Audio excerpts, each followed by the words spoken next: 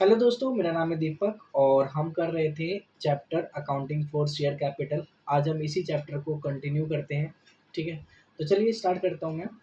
तो आज मैं आप लोगों को बताऊंगा टाइप्स ऑफ शेयर कैपिटल। ठीक है, किन किन टाइप्स के शेयर कैपिटल होते हैं और इनका क्या यूज़ होता है इस चैप्टर के अंदर। तो सबसे पहले यहाँ पे आ रहा है ऑथोराइज्ड कैपिटल। आप देख सकते हैं यहाँ पे ऑथोराइज्ड कैपिटल है। ठीक है, तो ऑथोराइज्ड कैपिटल हो या नॉमिनल कैपिटल हो या रजिस्टर्ड कैपिटल हो, ये तीनों का ही मतलब सेम होता है। ठीक है, तो आप अगर कभी भी अगर ऐसा आ जाए नॉमिनल कैपिटल, तो आप समझ जाना है कि ऑथराइज कैपिटल, नॉमिनल कैपिटल और रजिस्टर्ड कैपिटल एक ही है। अब ये होता क्या है, अब इसको हम समझ लेते हैं ये होता क्या है। ठीक है, तो देखिए, ऑथराइज कैपिटल ये होता है कि जब कंपनी को पैसे की रिक्वायरमेंट पड़ती है, ठीक है, तो कंपनी क्या करती है कि लोगों के पास जाके फंड कलेक्ट करने के लिए शेयर इशू करती है लोगों को। ठीक है, यहाँ पे बात आती है कि कंपनी कितना शेयर इशू कर सकती है। एक लिमिट तो होगा कि ऐसे तो फिर कंपनी आएगी बहुत सारा पैसा लेके भाग जाएगी, या फिर एक तरह से देखा जाए कंपनी अपने आप को दिवालिया घोषित कर लेगी, तो ये ठीक नहीं है ना।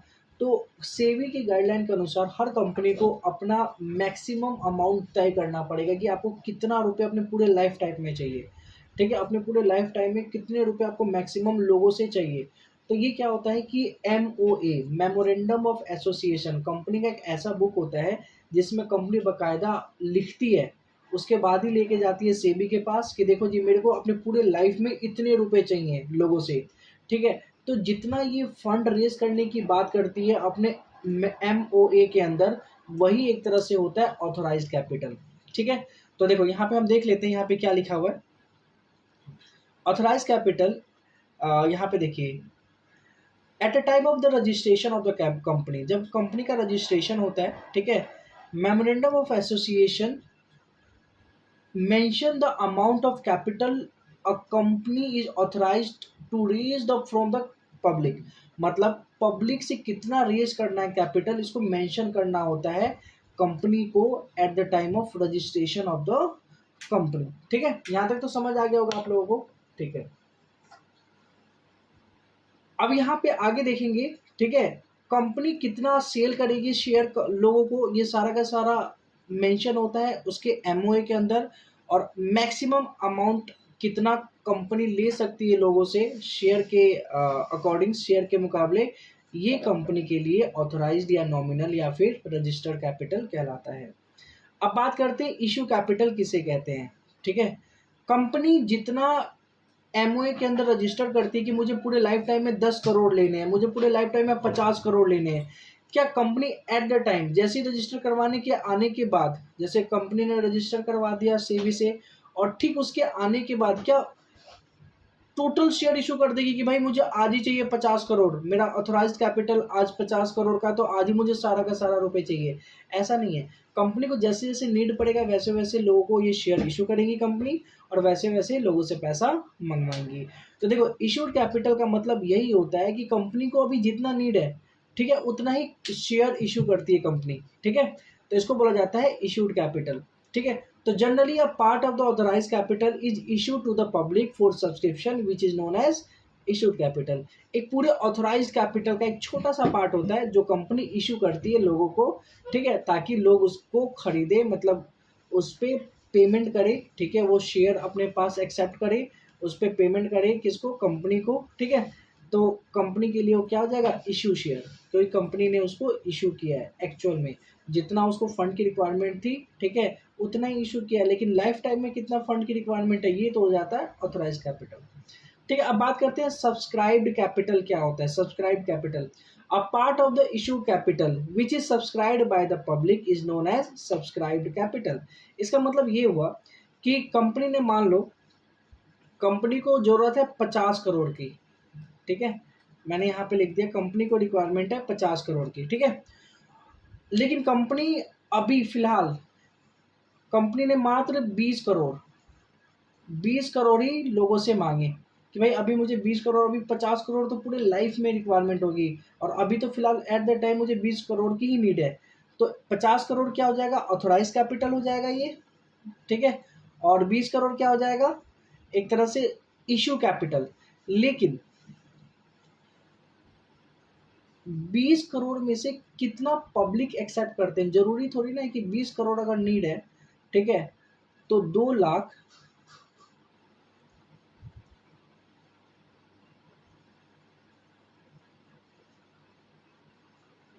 ठीक है, 2 लाख नहीं, 20 लाख में ले लेता हूँ, ठीक है, 20 लाख कंपनी ने शेयर इशू किए लोगों को, और एक शेयर जो है वो है 100 ईच, ठीक है, 100 ईच। तो टोटल एक तरह से देखा जाए 20 करोड़, ठीक है, 20 करोड़ क्या हो गया, एक तरह से कंपनी के पास पैसा आएगा, और कंपनी इशू करती है ये 20 लाख शेयर को। लेकिन क्या 20 लाख शेयर लोग खरीदेंगे? सबसे बड़ी बात, क्या 20 लाख में मिल जाएगा पेमेंट टोटल? क्या पता ना मिले, क्या पता 19 लाख शेयर पे ही मिले, क्या पता बस इतने ही शेयर पे कंपनी को पैसे मिले, ठीक है, कंपनी का शेयर इतना ही बिके। तो ऐसा भी हो सकता है। तो जितना लोग एक्सेप्ट करते हैं कंपनी का शेयर, वो एक तरह से सब्सक्राइब्ड कैपिटल कहलाता है, ठीक है। तो सब्सक्राइब्ड कैपिटल समझ में आ गया। अगर 18 लाख लोगों ने अगर एक्सेप्ट किया होता, तो 18 लाख एक तरह से क्या हो जाता, सब्सक्राइब्ड कैपिटल हो जाता 18 लाख रुपए। क्लियर है ये चीज? ओके, ठीक है। तो ये समझ में आ गया सब्सक्राइब कैपिटल क्या हो जाता है। ये एक तरह से जितना कंपनी इशू करती है शेयर के लिए, ठीक है, जितना फंड के लिए जितना शेयर इशू करती है, उस पर लोग कितना एक्सेप्ट करते हैं, लोग कितना अप्लाई करते हैं कि भाई मुझे इतना शेयर चाहिए, उसी को बोला जाता है सब्सक्राइब्ड कैपिटल। अब बात करते हैं कॉल्ड अप कैपिटल क्या होता है, ठीक है। कॉल्ड अप कैपिटल क्या होता है, तो देखो जी, कंपनी ने जितना भी शेयर लिया, जितना भी शेयर इशू किया, ठीक है, मान लो कि कंपनी ने 50,000, अब मैं दूसरा एग्जांपल ले रहा हूँ, 50,000 शेयर इशू किया, ठीक है, और एक का प्राइस है @100 ईच, ठीक है, मतलब 50 लाख रुपए की जरूरत है कंपनी को। अब ये जो 50 लाख की रिक्वायरमेंट है, ठीक है, ये कंपनी क्या एक ही बार में पैसा मंगवा लेगी, ये टुकड़ों में मंगवाएगी, मतलब एप्लीकेशन पे, अलॉटमेंट पे, फर्स्ट कॉल पे, सेकंड कॉल पे, और फाइनल कॉल पे। तो मैं मान के चलता हूँ एप्लीकेशन से लेके सेकंड कॉल तक कंपनी ने पैसा मंगवा लिया है, और फाइनल कॉल पे भी पैसा नहीं मंगवाया है, तो इसको बोलेंगे कॉल्ड अप। अभी तक कितना कॉल कर लिया कंपनी ने, तो कॉल्ड अप शेयर हमारा हो जाएगा फर्स्ट कॉल तक। मतलब ये हुआ कि अगर मैं इसमें ये बोलता कि ये 20 के हिसाब से एप्लीकेशन है, 30 के हिसाब से अलॉटमेंट है, ठीक है, 40 के हिसाब से फर्स्ट कॉल है, ठीक है, 5 के हिसाब से सेकंड कॉल है, और 5 के हिसाब से फाइनल कॉल है। टोटल देखो ये 100 हो जाना चाहिए, ठीक है, ओके, 100 हो गए। अब देखो, यहाँ से लेके एप्लीकेशन से लेके सेकंड कॉल तक कंपनी ने मंगवा लिया पैसा, और फाइनल कॉल पे नहीं मंगवाया, तो एक तरह से जो कॉल्ड अप शेयर होगा वो हो जाएगा 95। एक तरह से देखा जाए, ठीक है, ये कॉल्ड अप हो गया, मतलब कि 50,000 जो शेयर था, इंटू 95 हम इंटू कर देंगे 95 से, तो जो अमाउंट आएगा वो कॉल्ड अप शेयर आ जाएगा, ठीक है। और एक तरह से अनकॉल्ड अप कैपिटल कितना हो गया, ये 5, ठीक है, अनकॉल्ड अप क्या हो गया, 5, क्योंकि कंपनी ने अभी फाइनल कॉल पे पैसे नहीं मंगवाए हैं। तो होप सो आप लोगों को समझ आ रहा होगा, है ना। अब हम बात करते हैं पेड अप कैपिटल, ठीक है। अब देखो, मान लो लोगों ने 50,000 शेयर तो ले लिया था, ठीक है, अब इस पे से कितने लोगों ने पे करा। जैसे अगर मान लो कॉल्ड अप जितना है, कॉल्ड अप मान लो उन्होंने 8 ही, टोटल कॉल्ड अप 95 था, 95 कंपनी ने कॉल कर लिया कि भाई 95 पे मुझे पे कर दो, एप्लीकेशन पे इतना, अलॉटमेंट पे इतना, फर्स्ट कॉल पे इतना, सेकंड कॉल पे इतना, ठीक है।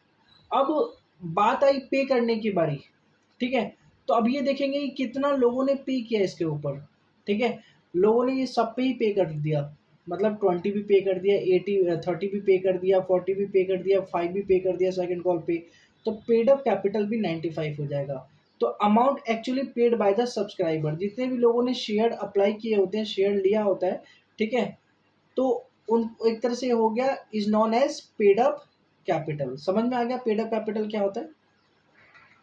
तो amount actually paid by the shareholder is known as paid up capital. ठीक है, तो आपको समझ में आ गया कि पेड अप कैपिटल किसे कहते हैं। मान लो कोई एक्स वाई जेड पर्सन हो जिसने पे ही ना किया हो। ठीक है, जैसे कि फर्स्ट कॉल पे, जो ये फर्स्ट कॉल है 40 के हिसाब से था। ठीक है, अब फर्स्ट कॉल पे एक पर्सन है, ठीक है, जिसके पास 2000 शेयर है। ठीक है, और उसको 40 के हिसाब से पे करना था और इसने पे ही नहीं करा। एक तरह से क्या हो गया, इसने, ये एरियर हो गया। एरियर क्या होता है मैं आपको आगे बताऊंगा। ठीक है, कॉल इन एरियर होता है। इसका मतलब ये समझ लो अभी कि अब इस पे ही नहीं किया। जब पे ही नहीं करेगा, ठीक है, तो ये हमारा पेड अप कैपिटल का पार्ट नहीं माना जाएगा। ये हम पेड अप कैपिटल में से माइनस कर देंगे। ठीक है, तो मतलब टोटल 50,000 शेयर है। ठीक है, और टोटल लोगों ने 95, एक तरह से अभी तक कॉल्ड अप कितना था, 95 के हिसाब से कॉल्ड अप हो गया था। ये अमाउंट आ गया यहाँ पे इंटू करने के बाद। और इसमें से पेड अप एक्चुअल में कितने लोगों ने पे करा है। ठीक है, तो देखो हम क्या करेंगे, इसमें से माइनस कर देंगे जिसने पे नहीं किया। तो इसमें से 2000 शेयर पे 40 के हिसाब से पे नहीं किया, जो भी अमाउंट आएगा, ठीक है, इसको हम माइनस कर देंगे इसमें से। और जो आ जाएगा एक तरह से ये पेड अप आ गया कि इतने लोगों ने पे किया है, पेड अप शेयर। तो समझ आ गया होगा पेड अप का क्या मतलब होता है। ठीक है, अब रिवर्स रिजर्व कैपिटल समझ लेते हैं। रिजर्व कैपिटल क्या होता है, तो यहाँ पे लिखा हुआ है कि रिजर्व कैपिटल एक ऐसा कैपिटल, कंपनी के पास टोटल कैपिटल का वह पार्ट है। ठीक है, वह पार्ट है जो एक तरह से देखा जाए कंपनी अपने पास रखती है, इसीलिए ताकि वाइंडिंग अप हो कंपनी का, तो उस टाइम पे इस पैसों का यूज़ कर पाए। ठीक है, बस नॉर्मल ये कि जब बिजनेस बंद होने को जाएगा उस टाइम पे जिस पैसों का यूज़ किया जाएगा, बंद होने पे भी बहुत तरीके के खर्चे होते हैं। उन खर्चों के लिए एक अलग से कैपिटल बनाया जाता है जिसको बोलते हैं रिजर्व कैपिटल। ठीक है, तो समझ में आ गया होगा आज की क्लास में कि authorise capital, issue capital, subscribe capital, uncalled capital, paid up, reserve capital. यहाँ पे एक छोटा सा एग्जाम्पल के तौर पे मैंने एक चार्ट लिया हुआ है। ठीक है, इसको मैं आप लोगों को समझाता हूँ ये है क्या चीज़। ठीक है, मैं इसको थोड़ा सा जूम कर देता हूँ। देखो जी, यहाँ पे लिखा है शेयर कैपिटल। ठीक है, शेयर कैपिटल के नीचे लिखा है ऑथोराइज कैपिटल। ठीक है, ऑथोराइज कैपिटल हम मान के चलते हैं कि कंपनी ने टोटल 10,000 इक्विटी शेयर इशू किए और एक शेयर का जो प्राइस है वो है 10 ईच। ठीक है, तो टोटल देखा जाए कंपनी अपने पूरे लाइफ टाइम पे 1,00,000 रुपए, जब हम इसको इंटू करेंगे 10,000 को 10 से, तो अपने पूरे लाइफ में 1,00,000 रुपीज़ कंपनी मंगवा सकती है। इसका मतलब तो ये है पूरे लाइफ में 1,00,000 रुपीज़ लोगों से फंड रेज कर सकती है। लेकिन एक्चुअल में अभी कंपनी कितने रुपए मंगवा रही है तो देखो जी, हम देख रहे हैं अभी कंपनी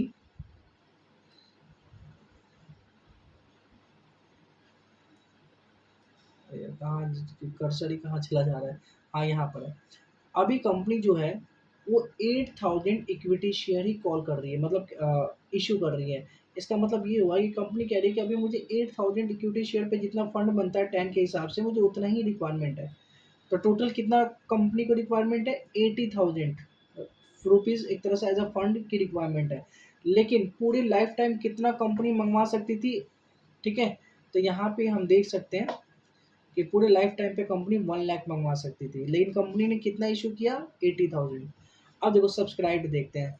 सब्सक्राइब का मतलब कितना क्या होता है कि कितने लोगों ने सब्सक्राइब किया। तो यहाँ पे लिख रहा है कि 7,000 इक्विटी शेयर लोगों ने एक तरह से सब्सक्राइब किया, मतलब उस पर अप्लाई किया कि हम इतना ही लेंगे। कंपनी ने बेशक से 8,000 इक्विटी शेयर इशू किया था, लेकिन लोगों ने कितना अप्लाई किया, कितना खरीदा, एक तरह से 7,000 इक्विटी शेयर ही खरीदा 10 के हिसाब से।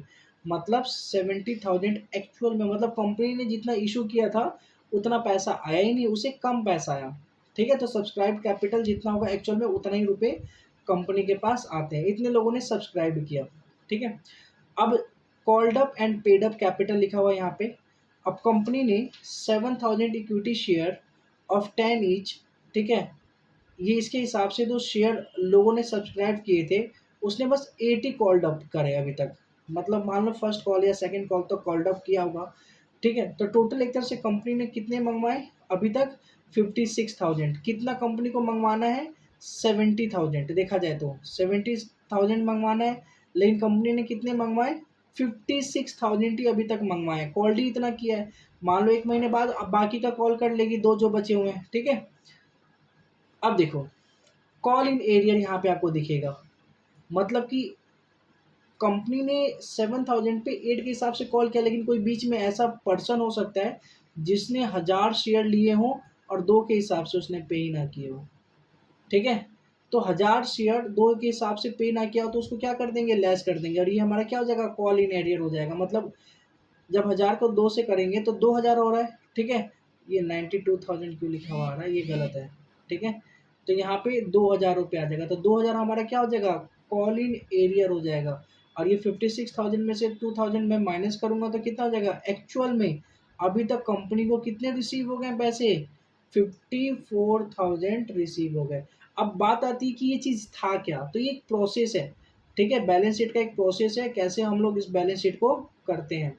Share capital, issue capital, subscribe capital, called up, paid up capital, है ना, और कॉल इन एरियर को माइनस कर देते हैं, जो लास्ट में जो भी पर्सन पे नहीं कर पाता शेयर लेने के बाद। कंपनी देखो एक ही बार में पैसे मंगवाती नहीं है, इंस्टॉलमेंट में मंगवाती है। तो कोई इंस्टॉलमेंट में कोई पर्सन ऐसा हो सकता है जिसके पास इतने शेयर हो और उसने पे ना किया हो, तो हम उतने से इंटू करके हम मान लेंगे कि ये कॉल इन एरियर है। क्लियर है ये चीज़? ठीक है जी। तो आज के लिए इतना ही, बाकी हम नेक्स्ट क्लास में इसके आगे का पार्ट समझते हैं, ठीक है। तो जब तक के लिए टाटा बाय बाय, मिलते हैं हम लोग नेक्स्ट क्लास में।